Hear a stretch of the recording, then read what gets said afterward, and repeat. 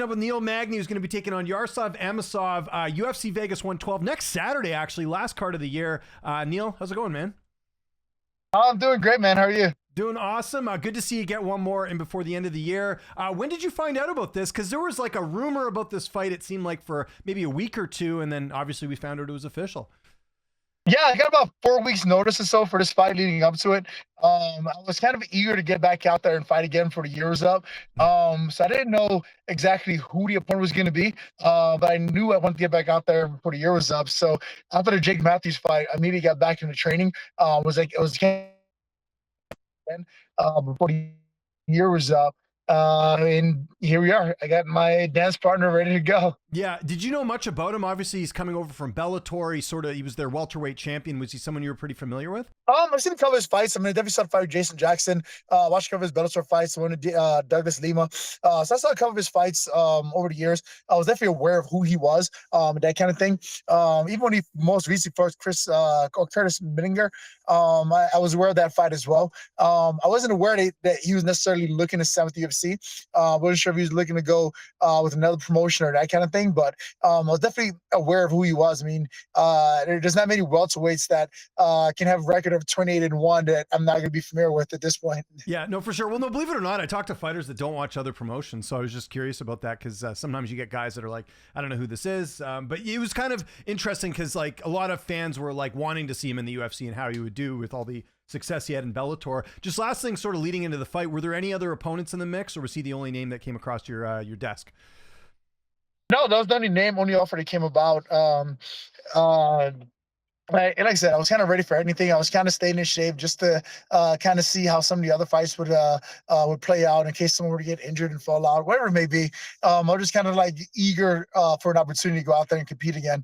I didn't necessarily have a name in mind. It was more so just looking for an opportunity for the most part. Yeah, makes sense. So now you've had a chance to kind of look him up. How do you feel like you match up against him? I feel like it's a great matchup. I mean, given his record, given his experience, given what he's done in the sport thus far, I feel like it's a great matchup. I mean, to go out there and get to test myself against another tough opponent, that's the kind of fight that I get excited for. That's the kind of fight that motivates me through our training camp, especially knowing what he's accomplished so far in the sport of mixed martial arts. It's not like some of these young up-and-comers where you kind of wondering like, oh, is this guy good? What is he made of? How far can he take the sport? He's already established himself as being one of the better welterweights out there, being a former Bellator world champ and that kind of thing. So I know for a fact it's gonna be a tough fight. I know for a fact it's gonna be an exciting fight. But that's the kind of fight that motivates me. It's the kind of fight that kind of gets me excited in the morning to go to the gym and train for. So I'm definitely looking forward to this fight.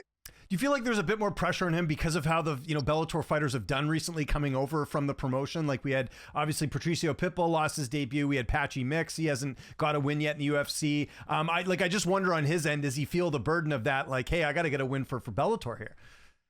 Honestly, that was one of the things that I have to make the conscious effort to not give any attention to. Yeah. Kind of like you stated, I mean, there was a couple of Bellator signees that came over and their debuts didn't go as well. So I kind of had to like ignore that kind of hype, so to speak, and not think too much into it just because I don't want to necessarily set myself up where it's like, oh yeah, I get another Bellator guy. I'm going to show him how tough it is in UFC kind of thing. I mean, I know he's going out there gunning just to kind of show that he belongs to UFC, sure belongs at the top of the UFC and that kind of thing. And I'm the kind of the guy standing in his way. So for me, I've been trying to like really turn down the noise as far as like how is the Bellator guy going to pan out coming over to the UFC.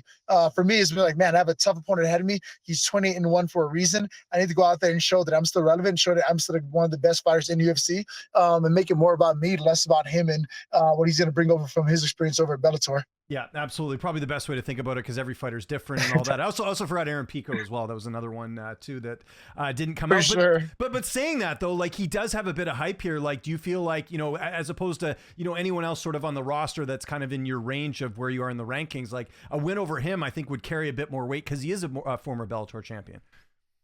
Yeah, I mean, for me, it's definitely a notch in the hat to have another former world champ that I've beaten and that kind of thing. Definitely a step in the right direction as far as like climbing back up the welterweight rankings and that kind of stuff. So for me, like everything about this fight is exciting. Everything about this fight lets me know there's a lot on the line for it. And I'm excited to go out there and really like go out there. I know there's a cliche statement of like go out there and make a statement. Yeah. Yeah. I'm gonna go out there and actually like stay relevant. Go out there and like really put on a amazing performance, not just for me but for the fans as well. Let's go out there and really literally pull out all the stops and go out there and go literally balls to the wall, so to speak.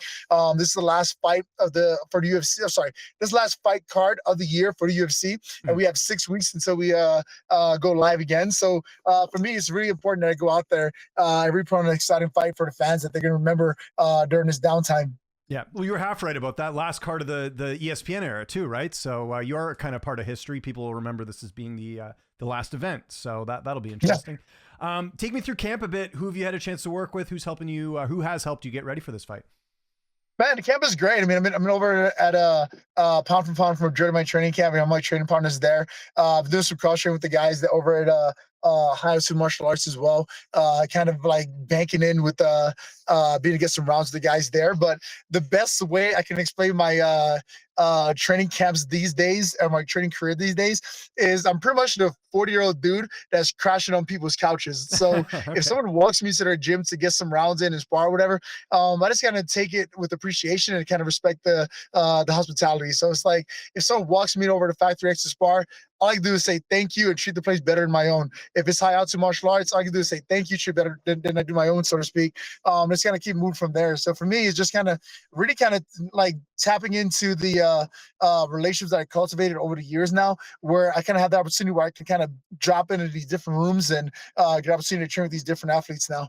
Who are some of the names you get to work with? Just so you can name a few. We don't have to name everyone. We'd be here all day. But who are some of the names you might know that you get to work with? Yeah, one of the biggest training partners of the training camp. For the last two, to be honest with you, would be Dante Shiro. I mean, he's the guy on a 3-fight win streak right now, looking to get signed by the UFC. His most recent win came off of a former PFL world champ as well when he beat Ray Cooper via TKOs. But he and I have been literally going at it day in and day out throughout training camp. I mean, there's certain days where it's like, hey, you and Dante got 3 rounds. Hey, you and Dante got 5 rounds. So he's definitely one of the guys being able to rely on heavily for this training camp and last training camp, as far as like being a consistent training partner and body to push me day in and day out. But overall, man, it's just a ton of great guys that I have access to here in Colorado that I can always kind of like stop in and ask for a favor to get rounds or whatever else may be. And it's always great work too. Good stuff. Your corner, what's that going to look like for this fight? So for this quarter, I'm going to keep it with Andrew Sanchez for wrestling, nice. Jeremy McCluskey for jiu-jitsu, and then Justin Holton for striking. I mean, we had a lot of ups and downs over the last 2 years trying to like iron out some kinks and figure out how we're going to keep this thing going moving forward. But I feel like we finally figured it out. I mean, there's definitely room for improvement, but I feel like we're finally getting to the point that we're operating smoothly. We can make the necessary adjustments as we see we need to do. But for the most part, I feel pretty confident with that corner there. How's this fight playing out on December 13th? How's it unfolding? Man, I'm so excited for this fight. It's gonna be an exciting fight from beginning to end. I mean, I know my last couple of fights, the pressure going into it was like, oh, can we expect a typical Neil Magny fight is how the reporters were labeling it, where it's kind of like a back and forth battle where I tend to take most of the beating and then somehow pull it off in the later rounds kind of thing. So I'm looking forward to go out there and kind of like have that not be the case. And looking to go out there and kind of take control of this fight early, dominate this fight early, and go out there and have a pretty one-sided victory. We obviously have the UFC 323 card. Just wanted to get your quick thoughts on the main and co-main event. Main event, Merab and Piotr Yan. Do you think Yan can get it done and get his revenge, or do you think Merab keeps his title? Man, it's so hard to root against Merab. I mean, that guy is literally built different. I know a lot of people use that saying very loosely, but when you have a guy like Merab who's going to go in and spar 5 rounds on the day of his fight just to make sure he's in shape on fight day, it's very hard to root against a guy like that. So I definitely going to have to go to Merab for this fight. Okay, what about Alexander Pantoja and Joshua Van, who's winning the flyweight title? I think Pantoja has those in the bag. I mean, Van is definitely a tough opponent, but I think this is going to boil down to the experience. I mean, Pantoja has been in there with some of the best at flyweight.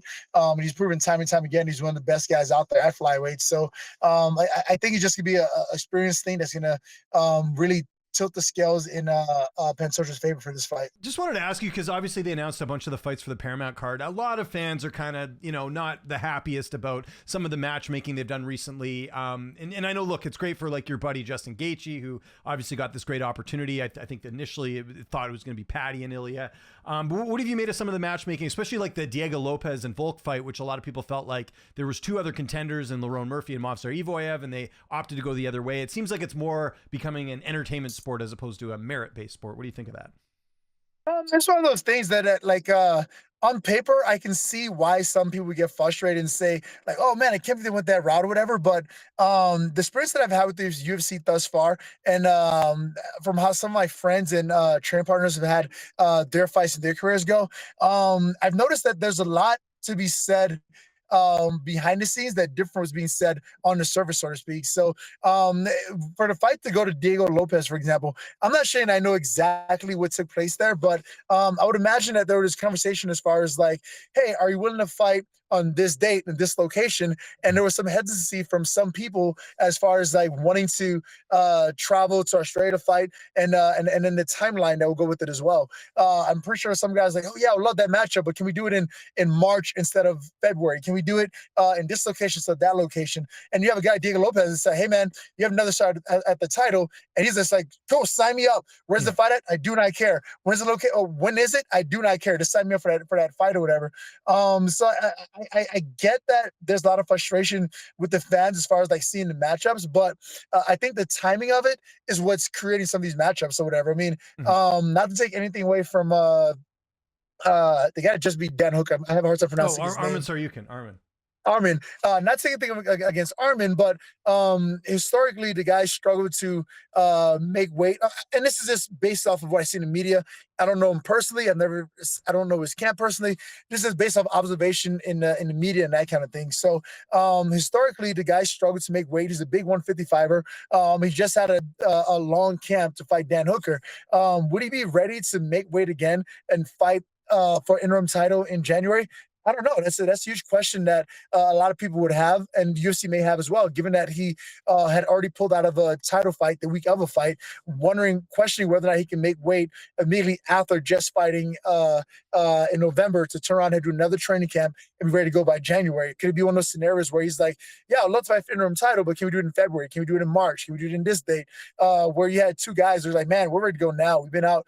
Gaethje's been out for almost a year. Patty's been out for almost 8 months since his last fight. I'm pretty sure those guys were gunning at their opportunities to go out there and compete again, while the other guys are kind of like kicking the tires and trying to negotiate. You had guys that are ready to go, ready to fight.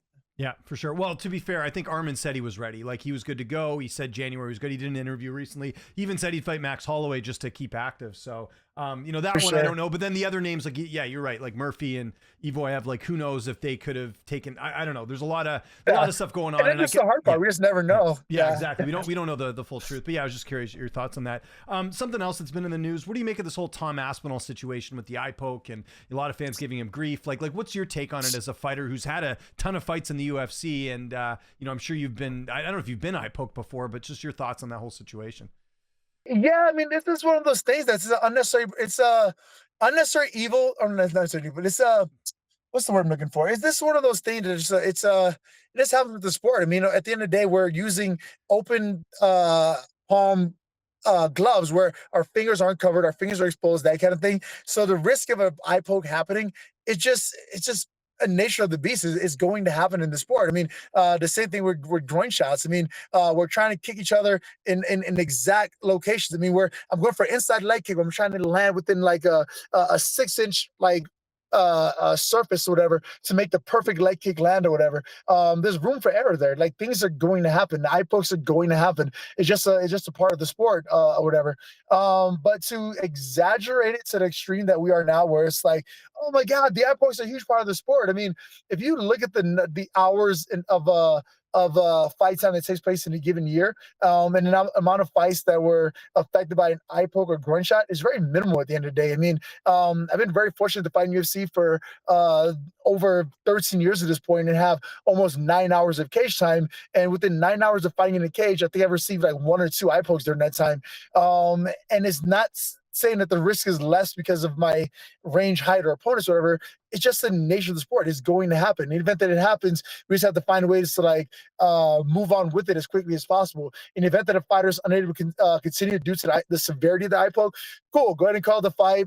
If the fight went on for a couple of rounds, maybe judge the fight up until that point and go on from there. If the eye poke seems to be intentional, as far as like there were several warnings and the fighter kept extending his fingers outward and results in the foul, go ahead and do a point deduction or whatever you need to do to make the fight fair and keep it moving. But at the end of the day, when we have two guys in there literally fighting for their lives, accidents are going to happen, such as eye pokes, groin strikes, and that kind of thing. And it's just the nature of the sport. The things like that are just going to happen. Do you want to fight on the White House card? Is that a thing, or you don't care?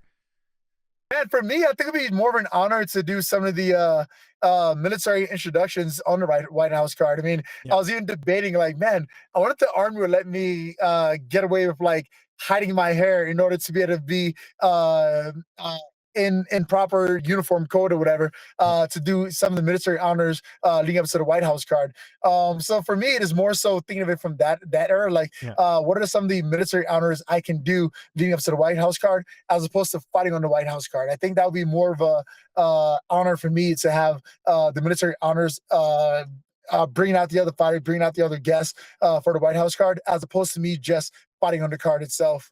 Yeah, no, that makes sense. And but I don't know why they got rid of the fight for the troop cards. I remember they used to have those back in the day where they go to like a hangar and do an event there. I think they should bring that back. It's too bad they don't do it. Yeah, that'd be really cool. I mean, like those are the kind of opportunities that we'd love to do again, kind of thing. But overall, I mean, every single time I go out there and fight, I'm fighting as a UFC vet. I'm sorry, I'm fighting as as a military veteran and that kind of thing. So I kind of carry that honor with me to the cage over and over and over again. So be on the outside of the cage this time and welcome to UFC as a military personnel will be more of an honor to me than actually just the fight itself. Yeah, I think that would be cool. UFC's got to make it happen. Okay, last question: is Kamaru fighting Islam for the welterweight title next? Do you think, or what's happening there? It's your division, and obviously you know Kamaru too. They haven't really announced what's going to go on, and there's all these contenders right now. What do you make of sort of the top of your division right now, and what's happening there with Islam as the new champ? Yeah, I mean, be honest with you, it's kind of a tough place to find yourself in there because there's so many exciting matchups. There's so many different things that UFC can do as far as like what the fans would want to see and that kind of thing. I mean, you have, in my personal opinion, you have Mariah is probably one of the most deserving guys of the title shot. I mean, to go out there and beat Sean Brady in the manner that he did. To beat Sean Brady in the manner that he did, to be 19-0 undefeated and have the resume he has in UFC thus far.